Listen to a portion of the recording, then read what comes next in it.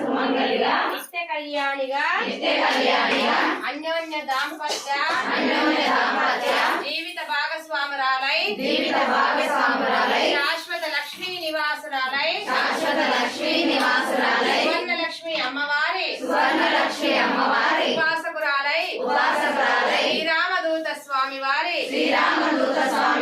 కృపా కటాక్షములతో నిండు నూరేళ్లు పిల్లా పాపలతో పసుపు కుంకుమలతో ఆదర్శ గృహిణిగా మాతృమూర్తిగా వర్ధిల్లుగాక.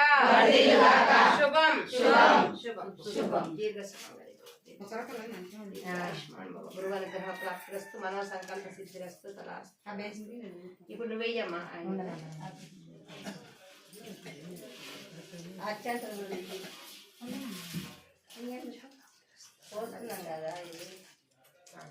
ఇప్పుడు మీరందరూ కూడా వెయ్యండి అమ్మా.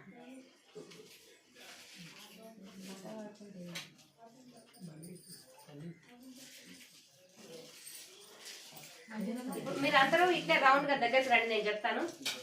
అందరికి వందే రామదూతం అంటాను. ఒక్కసారిగా వీళ్ళ పైన పెళ్లిళ్ళు ఎలా ఇస్తాం అలా వేయండి అందరు, సరేనా? వీళ్ళ పెళ్లి రోజు అనుకుందాం. ఈ రోజు పూజ చేసుకుంటే పెళ్లి రోజే గుర్తొస్తాం. వందే రామదూతం.